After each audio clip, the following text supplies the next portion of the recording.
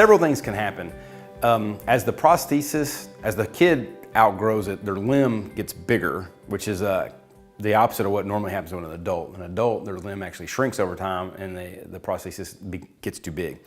In a kid's case, they actually grow, the prosthesis doesn't. So the first thing you'll probably notice is that the length of the prosthesis does not match the other side. Typically what's happening is their limb has gotten bigger, it doesn't fit all the way down into the prosthesis, so the prosthesis is hanging out longer than the residual limb. But usually before it gets to that extreme, they start to have fitting issues. It's the kneecap's bigger than the radius at the top of the socket for it, so they'll start to get edge pressure. There's a bone on the side of your leg that they can feel. That's not in the right or appropriate spot or tight, whatever, but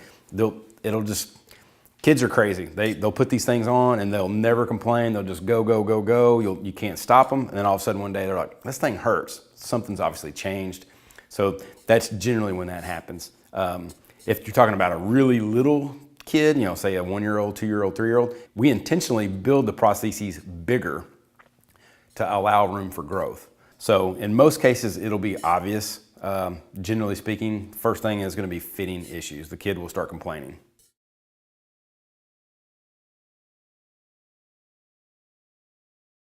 All right, so the question is, what if my prosthesis gets damaged or starts making noises, that kind of stuff?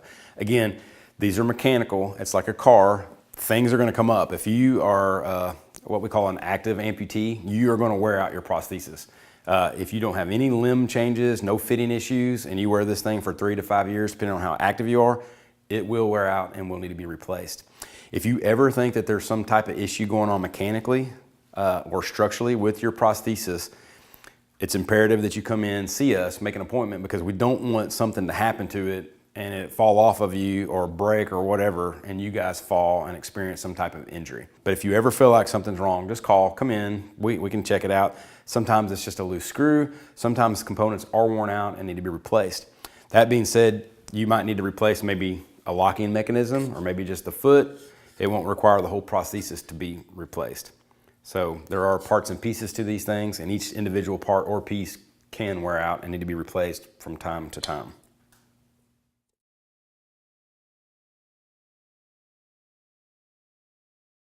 So one of the other questions was, I feel like my prosthesis is too short. That's pretty common with brand new amputees. And we discussed in other videos, especially the sock ply video, how your limb is going to shrink. So the day you get your prosthesis as a new amputee, your limb has a certain shape and a certain size. And when we fit you with that prosthesis, it'll fit well, should be comfortable, and everything's in the position where it should be. What happens is this limb here, your limb inside the socket, shrinks. Not only does it shrink in a circle around your leg, it also shortens up a little bit.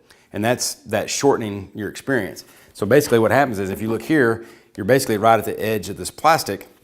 And then as your limb gets smaller, and this is an example of that same limb shrunk, it goes all the way down through, and as you can see, this edge is down inside the prosthesis. So what will happen is it's real subtle.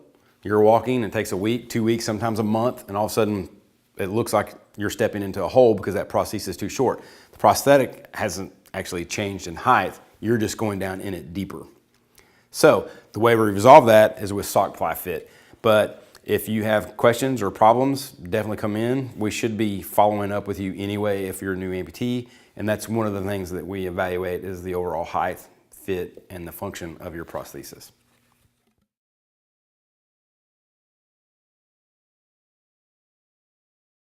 Another common question I get is when someone takes off their prosthesis may not necessarily stand up on its own. So some people are extremely bow-legged, other people are extremely knock-kneed. And in those cases, we have to position the foot underneath the prosthesis, what we call dynamically. And what that means is when you're walking, you have an alignment, and it's not a lot different than a car. I know all of you have been in a car that had a bad alignment. You get on the interstate, and if you let go of the steering wheel, it goes one way or the other.